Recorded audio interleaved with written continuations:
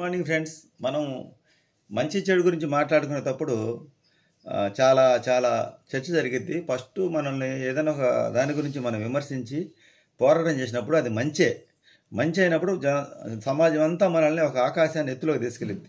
సమాజం తీసుకెళ్ళింది కదా అని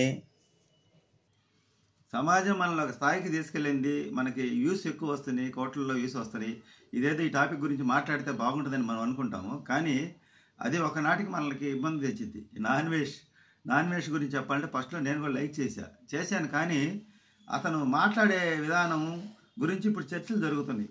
ఎందుకంటే అతను ఎంచుకున్న మార్గం మంచిదే. యువత చనిపోతున్నారు, యువతకి ఇబ్బంది జరుగుతుంది అని దాంట్లో హీరోల్ని వాళ్ళని పెద్ద పెద్ద స్థాయిలో ఉండే వాళ్ళందరూ కూడా విమర్శించడం జరుగుతుంది. మీరు గమనించారా? మనం ఈ పెద్ద పెద్ద స్థాయిలో ఉండే వాళ్ళే మనల్ని ఏమంటారు, దాన్ని ఇదే మనకి పెద్ద పెద్ద సంస్థలు వ్యవస్థలు పెట్టి నడిపించే గొప్పవాళ్ళు, వాళ్ళు ప్రొటెక్ట్ చేసుకుంటారండి.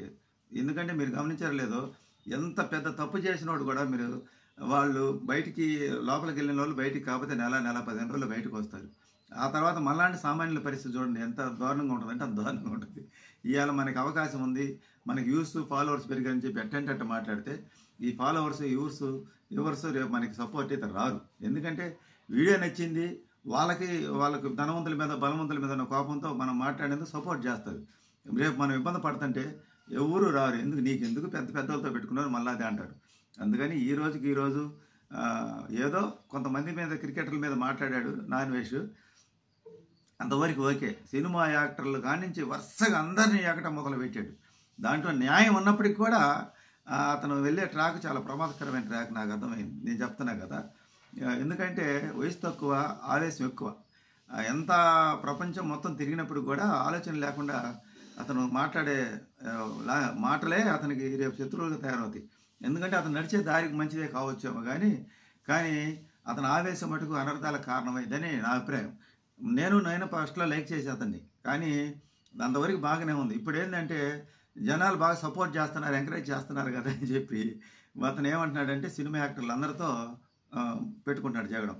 ఎందుకంటే సమాజంలో మనం బలవంతులు ధనవంతులు నాయకులతో పెట్టుకొని బాగుపడినట్టు చరిత్రలో ఎవరు లేరు. ఎందుకంటే మన అనాది కాలం నుంచి ఈ కాలం దాకా కూడా వాళ్ళకనేది ఒక యూనిటీ, ఒక సిస్టమ్ ఒకటి ఉంటుంది. వాళ్ళకి ఎన్ని విభేదాలు ఉన్నప్పుడు కూడా ఒక సమస్య వచ్చేసరికి వాళ్ళంతా ఒక యూనిట్గా తయారవుతారు. అలా గనక ఒకరికొకరు కనుక వాళ్ళు కీడు చేసుకున్నప్పుడైతే ఇప్పుడు మనకి ఈ అధికార పక్షంలో ఉన్న వాళ్ళు ఎవరు కూడా మళ్ళీ రాజకీయాల్లో మళ్ళీ గెలవరు. సినిమా యాక్టర్లు ఫ్లాప్ అయిన మళ్ళీ అందరితో సినిమా యాక్టర్లు కూడా ఏదైనా తప్పు చేస్తే అంత తాగిపోతారు. ఎందుకంటే వాళ్ళకి పిచ్చి అభిమానులు ఉంటారు, వేరే అభిమానులు ఉంటారు. ఇప్పుడు యూట్యూబ్లో ఇతనికి ఎలా అభిమానులు ఉన్నారో వాళ్ళకి ఫాలోవర్స్ అభిమానులు ప్రపంచ దేశం మొత్తం మీద ఉంటారు. మనం చూసినట్టయితే వాళ్ళని మనం ఇన్ని రకాలుగా మాట్లాడినంత మాత్రం ఏం కాదండి. వాళ్ళ చట్ట ప్రకారంగా మళ్ళీ ముందుగానే వాళ్ళు మంచి లాయర్లు పెట్టుకుంటారు, బయటకు రావడం జరుగుతుంటుంది. వాళ్ళు దానికి వేరే కారణం చెప్తారు, ఆ సంస్థలు కంపెనీల మీదకి వెళ్ళిపోతాయి లాస్ట్కి. ఉదాహరణకి ఎలా ఉంటుందంటే నలుగురు మనుషుల గురించి నలుగురు మనుషులు పెద్ద వాళ్ళు ధనవంతులు ఒక విషయం గురించి, ఒక అవినీతి అతని గురించి చర్చిస్తుంటే ఒకడు నాలంటోడు పోయి ఆ మధ్యలోకి పోయి నిజమా అన్నాడు.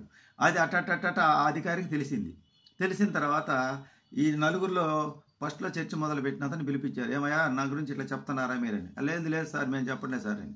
ఇంకొక అతను పిలిపించారు, నా గురించి ఇలా చర్చ జరుగుతుంది ఏంటంటే వాళ్ళు అన్నారు, అయ్యో రామా మేము మీ గురించి ఎందుకు మాట్లాడతామండి, అక్కడ ఒకడు ఉన్నాడు ఒక సామాన్యుడు, వీళ్ళందరూ కలిసి నలుగురు కలిసి అతను చెప్తుంటే మేము ఇలా చెప్పొద్దని చెప్పాము, అతను మీ గురించి ప్రచారం చేస్తున్నారని ఒక సామాన్యుడి మీద నెట్టేశారు. మొదలుపెట్టిన టాపిక్ వీళ్ళే, పెద్దవాళ్ళే.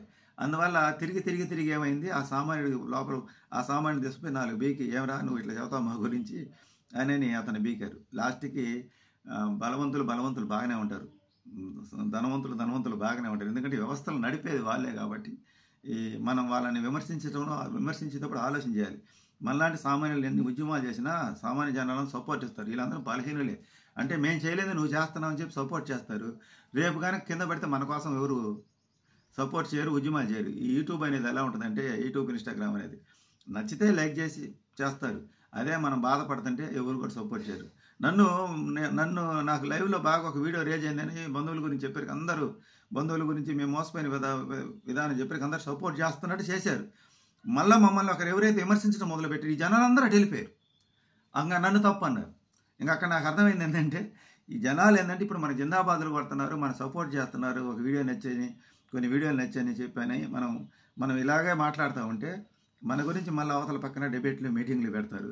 అంటే చర్యకు ప్రతిచర్య అనేది ఉంటుంది. చర్య అంటే మనలో లోపాలు ఎతకడం మొదలు పెడతారు, ఎక్కడ దొరుకుతారని చూస్తారు.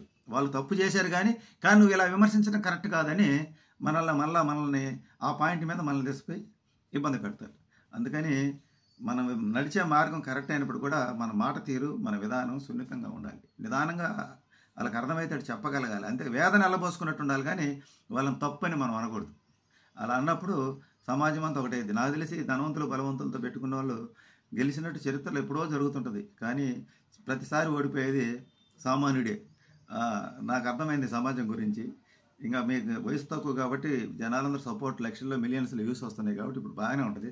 తర్వాత పర్యవసానం ఇప్పుడు మీరు చెప్పినట్టుగా వాళ్ళు ఎక్కడికి వెళ్ళి వస్తారో తెలుసా, దానుకున్నారు. రేపు మీ పరిస్థితి కూడా లేదు.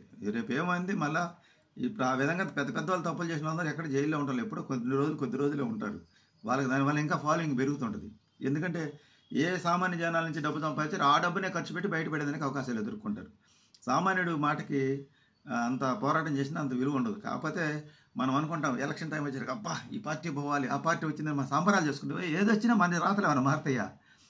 అక్కడ పైన పదవులు మారుతాయి కానీ మన సామాన్యుడు రాతలు ఏమి మారవు. ఎవరు సామాజిక వర్గంలో ఎవరు వాళ్ళకి సపోర్ట్ చేస్తారో వాళ్ళకే పనులు జరుగుతాయి కానీ మన ఓటరు జరగదు. కాబట్టి అందుకని మనం ఎవరిని విమర్శించకూడదు. వీళ్ళు వచ్చినా వాళ్ళు వచ్చినా మన బాధలు మనకు తప్పు, మన కష్టాలు మన తప్పు, మన ఇబ్బందులు మన తప్పు. కాబట్టి పెద్ద వాళ్ళందరితో విమర్శించితే మనం వదిలిపెడతారా? వాళ్ళు మనల్ని ఏదో ఒక దారిలో కొట్టుకొని ఇరికిస్తారు. మనకు సపోర్ట్ ఇచ్చేవారు కూడా ఉండరు. అందువల్ల అన్వేషకి నేను చెప్పేది ఏంటంటే, నువ్వు నడిచే దారి మంచిది అయినప్పుడు కూడా అందరినీ ఇట్లా తిట్లి ఇలా అంటే రేపు మనం ఆ జనాలకే మళ్ళీ కొన్ని రోజులకి ఇప్పుడు మనం రైట్ అన్న వాళ్ళు రేపు మళ్ళీ మనం రాంగ్ అంటారు మనం ఓవర్గా మాట్లాడితే. జనాలకి బలవంతుడు నచ్చడు, బలహీనుడు నచ్చుతాడు. బలహీనుడి మీద సానుభూతి చూపిస్తాడు, బలవంతుడి మీద కోపాన్ని ఇటు సానుభూతి చూపిస్తాడు. ఆ బలహీనుడు తిరగబడ్డ బలవంతుడు మళ్ళీ ఏదైనా చేస్తాన్న భయం కూడా వీళ్ళలో ఉండి సపోర్ట్ చేస్తుంటారు. ఫైనల్గా బలం ఉన్నవాడిది, ధనం ఉన్నవాడిది, అధికారం ఉన్నవాడిది వాళ్ళే నెగ్గుతారు కానీ మనలాంటి వాళ్ళు నెగ్గం. కాకపోతే మనం విమర్శించడమే, పోరాటం చేయాలి. పేర్లు పెట్టి వాళ్ళని ఇలా మనం పబ్లిక్గా డైరెక్ట్గా అంటే మటుకు ఇబ్బంది అయింది. మనం పోరాటం ఆ యొక్క వ్యసనం గురించి పోరాటం చేయాలి. ఈ వ్యసనం వివరించి చెప్పాలి. ఇట్లా బెట్టింగ్లో పెడితే కుటుంబాలు నాశనమై ఆత్మహత్య చేసుకొని నువ్వు పోయేది కాక నీ కుటుంబ సభ్యులు అందరూ పోతారని దాని మీద పోరాటం చేయాలి. అందరం కూడా వ్యక్తుల మీద పోరాటం చేయకూడదు, వ్యక్తుల మీద కదా వ్యసనం మీద పోరాటం చేసి దాన్ని ఆపించే మార్గం ఏందనేది చేయాలి.